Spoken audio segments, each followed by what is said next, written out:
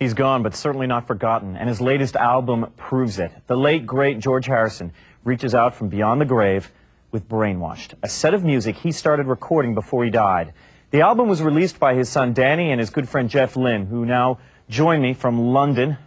Danny, with this album, let me get this straight, you encouraged your father to make this album, right?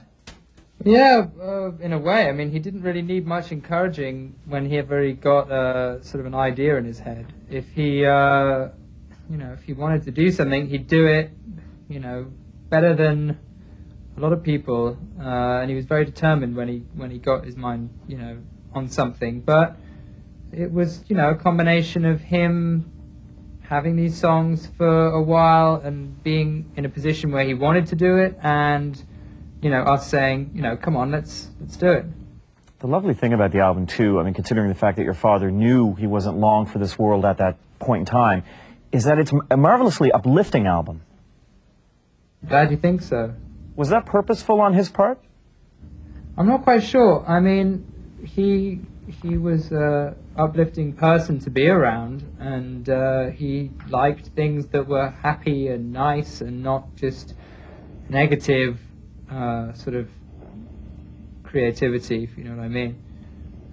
But you know, I don't think, I mean, he wrote these songs primarily for himself, really, and they were his, you know, his own music for himself. So I don't think he wrote it with much thought for the public or for the music industry or anything in general, really. I think he more focused on just enjoying himself playing the music. That's why it's turned out to be this way. Well, we're delighted that you're doing an interview today with Canada AM, but not so delighted that the only reference we get is about Canadian geese crapping along the bank. Yeah, sorry about that. That was one of those lines that just wouldn't go away. He writes, some days, my life, it seems like fiction. Some other days, it is really quite serene. Tell me about his thoughts as he was writing this album, Danny. My dad had a very full life, you know. I think when you see, you know, when I watch footage of him when he was my age, I can't imagine to be, you know, what it was like to be in his shoes. You're 24, aren't you, Danny? I am 24, yeah. So he was one of the biggest stars in the world at 24. Yeah.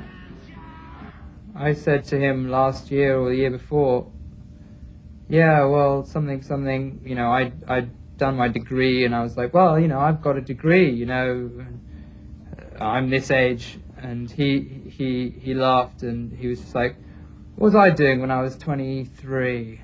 And I said, dunno. And he was like, what was I doing? Oh yeah, Sergeant Pepper.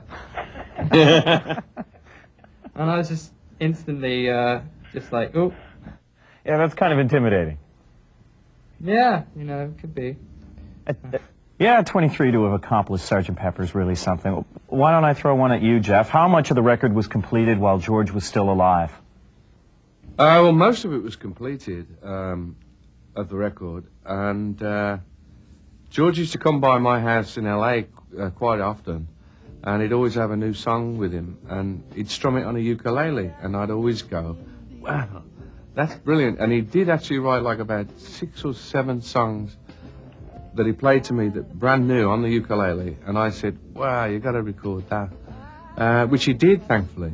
All the ones that he wrote, he played for me, and they were all great, and I encouraged him to record them, which he did. Unfortunately, he never got to finish them.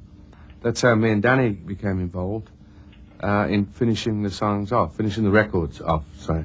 Well, tell me about the process while you guys were in the studio. I mean, Danny, your dad passes away. Well, first of all, let's go back a bit. I mean, was there a point in time when you just did not want to go ahead with this project, that you didn't want to finish this album for him? Did that ever cross your mind? I think it would be a lot different if I started doing it now. I don't know if I'd have the energy or the sort of inner drive. I think when we did the record, it was because we planned with Jeff to come to his place and to do the final sort of putting together and producing of the album. And my dad and I had planned to go over there and bring all the stuff with us digitally and put it on Jeff's system. Now, when my dad died, it was only maybe 4 or 5 months before we started the record, and you know, I would never have attempted doing it if it felt too soon, because I wouldn't want to, you know, I would never have even done that to myself, to try and do that. But I think the energy was there, and you know, the love and the people and the will to do it, and it seemed like it was one of those things that could just be done, and it was everything, we had the means to do it, and we all, you know, wanted to do something, and we had the sort of drive after my dad had gone, and we wanted to get it out at the same time it would have been done normally. So that was the only reason that we attempted it, and it felt right when we started it, and it got really a lot better than even when we first started it. It was a great experience, and it only just, as I said, it only happened because it happened when it did, and it was all the right timing. And if I'd have tried to start it now, I think it would be a lot harder for me. I don't know if I'd be able to do it now. Well, thankfully you did, and he is with us still, George Harrison. Dhani, Jeff, thank you both very much for joining us this morning. There's much more ahead on Canada AM. Stay with us.